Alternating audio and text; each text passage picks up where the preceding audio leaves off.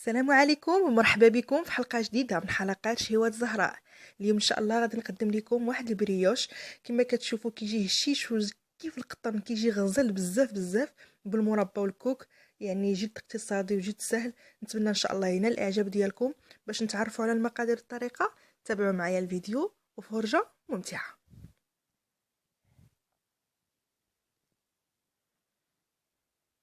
بالنسبة للمقادير كما كتشوفوا معايا، عندي 5 المعالق ديال الحليب عادي ما يكونش بارد،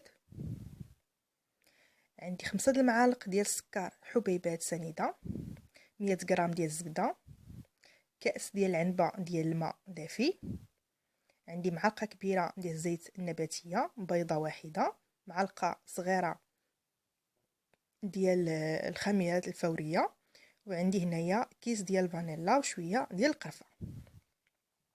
عندي كذلك هنايا الدقيق يبقى على حسب الخليط. اذا بسم الله على بركة الله. غادي نوضع الزبدة، الزيت، البيضة،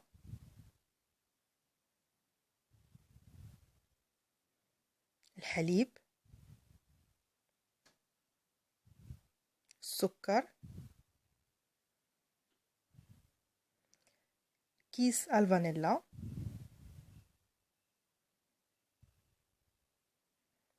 والخميره كما قلت لكم معلقه صغيره او معلقه كبيره. كنخلط العناصر كلها مع بعض، وبعد ذلك عاد كنبقى نزيد الدقيق شويه بشويه. طبعا غادي نشوف الماء، الا كنت غنحتاجو الا تجمعات لي العجينه بلا بيه ما غاديش نحتاجو. الو حنا غنشوفو. غنزيد هذيك، المهم عندي في الحدود ديال ما بين 300 حتى 350 غرام ديال الدقيق. من ترملات لي العجينه ديالي كما كتشوفوا دابا غادي نزيد نميها. الماء دافئ،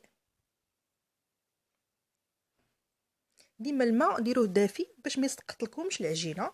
ملي جمعت العجينه ديالي ودلكتها، هذا هو الشكل ديالها.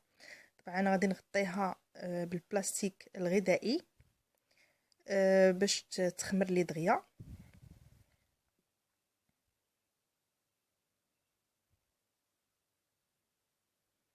كما كتشوفوا هذا هو القوام ديالها، ما كيتلصقش في اليدين وكتجي شويه رطبه، ما كتجيش قاصحه.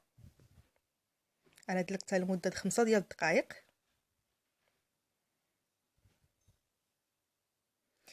كما كتشوفوا من غطيتها واختمرات لي، بسم الله ما شاء الله هانتوما شوفوا فاضت.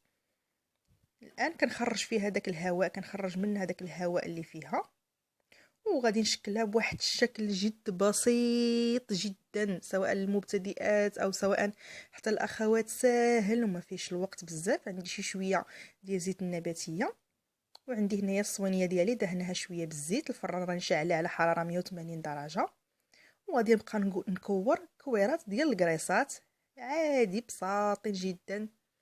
ندهن يديداتي بالزيت. الا كنت بالنسبه للناس اللي اول مره غيعملوها، بالنسبه اللي متعود وما شاء الله يديرها مره وجوج بلا ما يضطر انه يدهن يديه، لان هي اصلا فيها الزبده الكافيه، راه ما غاديش تلصق له في يديه.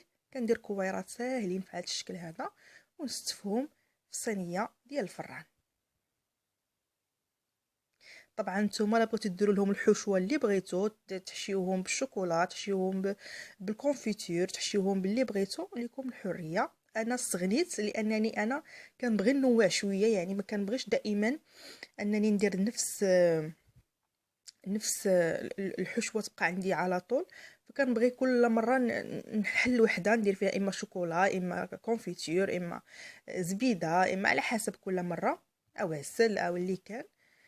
دهنتهم بالبيض، وكما كتشوفوا دخلتهم للفران تحمروا ليا من التحت ومن الفوق. وكيف خرجتهم دهنتهم فقط بالكونفيتور، او هذا هو الشكل ديالهم فاش كانوا خرجوا ليا محمرين. هانتوما هذا هو الشكل ديالهم.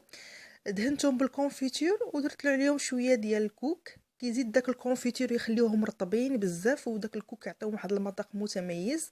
انا حليت لكم وحده، نتوما كتشوفوا كيجيو بحال شويه خاويين من الداخل. كما قلت لكم ممكن تحشيهم حتى لا كريم باتيسير تيطيبوا وعاد تحلوهم في الوسط وتعمروهم بلا كريم باتيسير. يعني اللي بغيتو نتوما، ليكم الرغبه وليكم الحريه في هذا الموضوع. نتمنى ان شاء الله ضروري كنذوق انا. نتمنى ان شاء الله وصفه اليوم تكون نالت الاعجاب ديالكم. الى عجبتكم الحلقه ما تنساوش دائما ديروا جيم وتشتركوا في القناه باش توصلوا دائما بالجديد الوصفات. شكرا لكلامكم الطيب ودعواتكم الصالحه، وشكرا